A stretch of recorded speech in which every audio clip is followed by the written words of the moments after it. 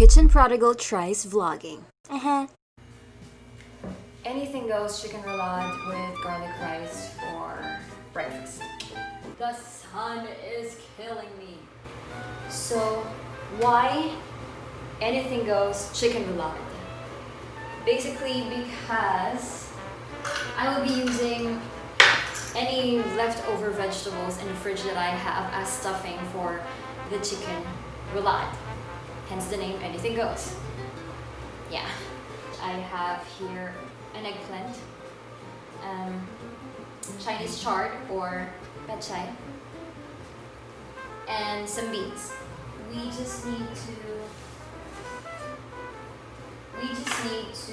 slice them into small cubes and basically saute them with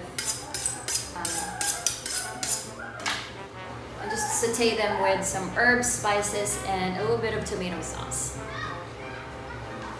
Oh, and by the way, while I am chopping up these vegetables, I will be answering some of my friends' questions. I posted a story yesterday asking if any of my friends might have any questions they might want to ask to be included and to be answered in this quote-unquote vlog. One of the questions I get asked a lot is, why am I not showing my face in my recipe videos? First reason is everybody is already doing that. Everybody already does that. Showing their faces in their videos, recipe videos, with all these fancy makeup on and fancy clothes, and I don't know, I'm just too lazy to do that. So yeah, instead of preparing and instead of putting on makeup and putting on fancy presentable clothes, I just rather focus on my cooking. Yeah, that's it. You guys, I know that there's a hell of a glare in front of my face right now, but there's nothing I could do about it. The sun is killing me. Alright, so I'm gonna be doing the stuffing. Hold on. Alright, I'm gonna be doing the stuffing for the chicken roulade first, while answering the second question that one of my friends asked me. So this question is from Joyce Ann. I call her my favorite. What is her question?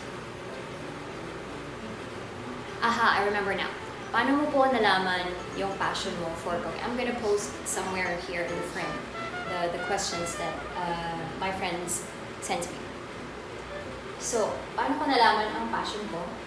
Or kailan ko nalaman that I have a passion for cooking? I think,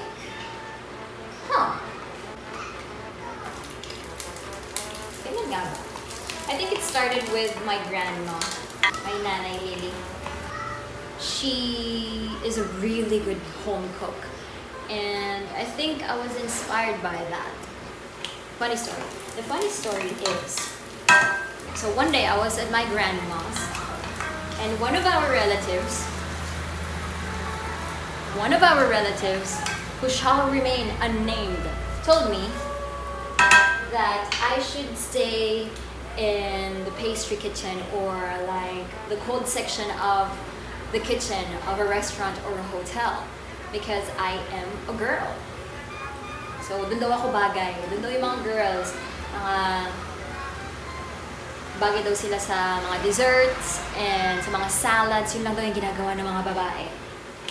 So, triggered ako. Na-trigger ako doon. In short, na-trigger ako doon. I don't know, I don't like being caged and boxed.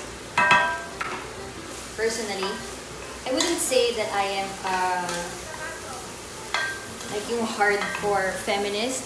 I just hate being caged in an idea na, okay, ito lang dapat sa'yo, ito lang dapat yung ginagawa mo. So, when I graduated and when I started working, everywhere that I applied to be a cocinera in the hot kitchen. It's not that, well, maybe in a way, it's my way of proving that kamag-anak, that relative wrong. But it's not like I'm gonna rub it in his face. Oh, in his. It's not like I'm gonna rub that in their faces. But I just want to prove to myself that no, ladies can also work in the hot kitchen and they can be as good as men. You know? Sobrang fail ng vlog na to. Kasi I wanted to try doing everything at the same time. Record and then magsasalita na ako and whatnot. But sobrang fail kasi first of all, ang ingay sa labas, ang daming bata, dumadaan sa sakyan, whatever. Plus, my other phone, dahil nasa ibabaw siya, nag-overheat siya. So, I'm just gonna describe to you what I am doing right now. Matter of fact, let me get the phone and show it to you guys. Okay, alright, there you go. So, yeah. I'm just sauteing the vegetables that I sliced up earlier. This is the pechay, Chinese chard, bagu beans, eggplant with some onions, and garlic. And I have also added in some basil, rosemary, thyme, and oregano. Also salt and pepper. Yeah. Just gonna let it cook a bit. Tapos maglalagay tayo ng tomato sauce and a little bit of water. Maybe some chicken stock.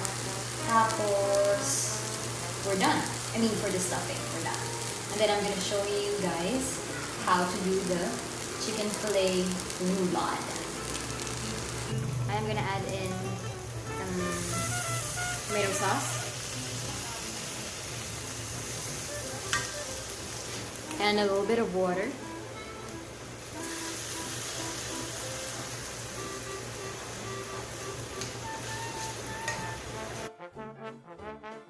And if you have chicken powder or chicken cubes, chicken bouillon, you might want to add some. I am gonna add some. I added in a little, sobrang konti lang, chicken bouillon, chicken cubes. Then I'm just gonna let it cook. Alright, so where was I? So I was saying, I don't like being boxed. I don't like being boxed in an idea na dapat dito ka lang, babae ka dapat eto ka lang or eto lang yung kaya mong gawin. So, when I started applying for jobs after college, so, syempre gusto ko maging chef, gusto ko maging kusinera, so I applied in hotels, restaurants, etc. So, lahat ng ina-applyan ko, sinasabi ko talaga, I want to work in the hot kitchen. Funny enough,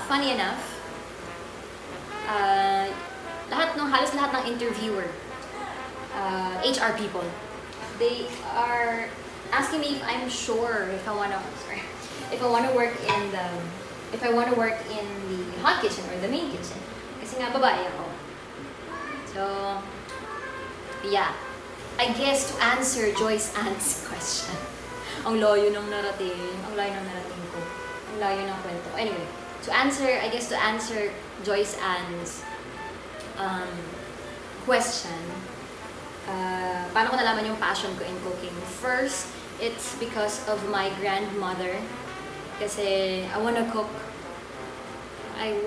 cook masarap na dishes just like her. And secondly, I think it stemmed out of that desire to prove to myself na I cannot be boxed or hindi predetermined yung mga pwede kong gawin or kaya kong gawin just because of my gender or just because I am a girl.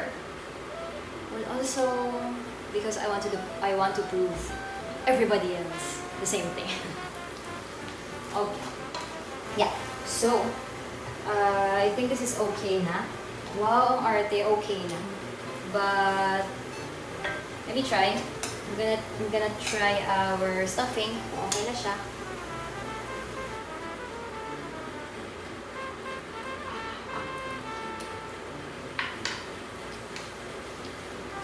Oh, got it.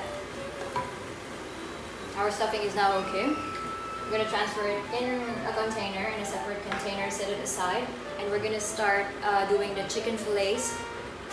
The chicken fillet and the bacon para sa roulade natin. We're gonna be doing the roulade now. I have laid out here 2 sheets of cling film. The first layer that we are gonna be placing is bacon. Okay, so while I am laying this out, yung bacon, isipin ko, meron pa bang ibang tanong? What else? A friend from Davao, a good friend from Davao, Lanang Davao, who shall remain unnamed, is asking me if na-miss ko daw ba siya. Of course. Alright, going back to the recipe. Okay. Ilalatag lang natin yung ating chicken fillet.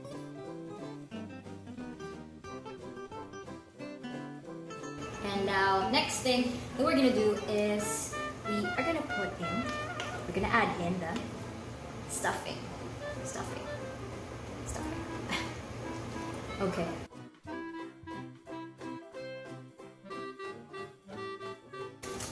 Speaking of kalokohan questions, another kalokohan question that I received from Facebook. Mga kalokohan. Pero how to be me? I don't know. I think that's all the question that I received.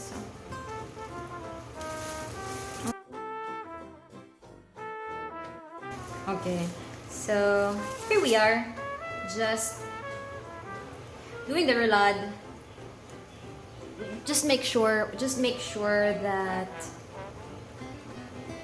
medyo tight yung ating roulade. Okay.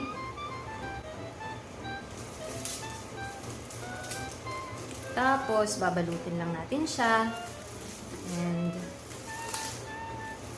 this. Oh, by the way, kasi we are gonna bake this in the oven. But if you don't have a convection oven of your own, don't worry. You can steam this. And babalutin nyo lang siya sa cling film. You have to have your own cling film. I mean, you have to buy cling film naman, no? Kikling film nyo lang siya, and then foil, and then you're gonna steam it. In my case, what I'm gonna do is, I'm gonna bake this in the oven at 170 degrees Celsius for about, say, 20 minutes. If that's enough. Let's see. But yeah, I've already preheated my oven. And so, ayan, 5 minutes na siyang naka-on. Sorry, excuse me.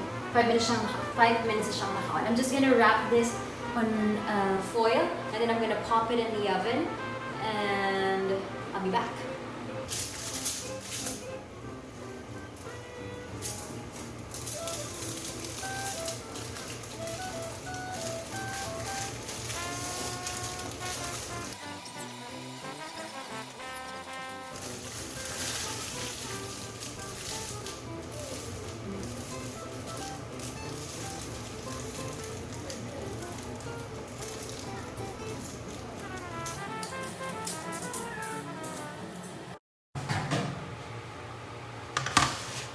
Here is our chicken, and of course it's hot. There will be an oju, or yung katas, right here, and we're not gonna throw that because we are gonna use that. We are gonna use that to make our sauce. There you go. Okay, we're gonna heat up the pan now. And then we're gonna finish off this roulade in the pan para mag-caramelize yung bacon around it na nakabalot sa kanya.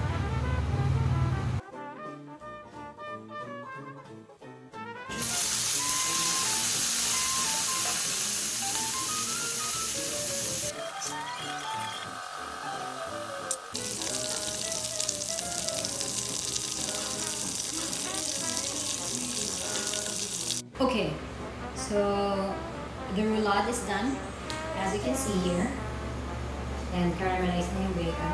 What we're gonna do is, to make a sauce out of the fat that have been rendered from the roulade on the same pan with some flour and some of the au jus, or yung katas, yung juice na nanggaling kanina dun sa pagkaka-bake ng ating roulade. Alright.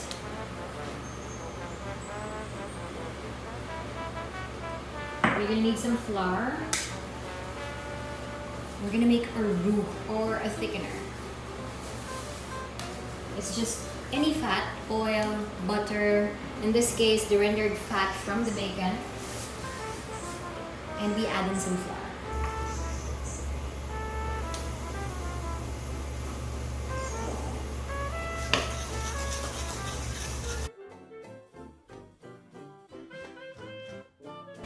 Some soy sauce, just a little bit. No? Then the au jus.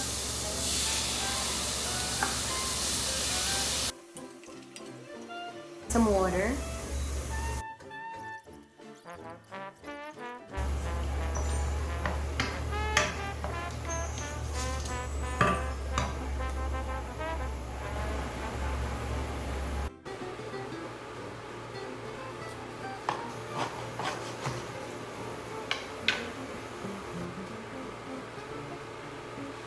Okay, I'm just gonna slice these, and I'm gonna plate it together with our rice and some leftover stuffing. Pour over some sauce, and we are gonna dig in. Anything goes chicken roulade with anything goes fried rice. We're just gonna pour our sauce over the chicken. So that concludes my first ever attempt on vlogging while cooking. I hope you guys enjoyed. I'm not sure where I would upload this. Nevertheless, follow my small business account on Instagram and on Facebook. It's at the Kitchen Prodigal. What else? What else is there to say? I guess that's it. Thank you for watching.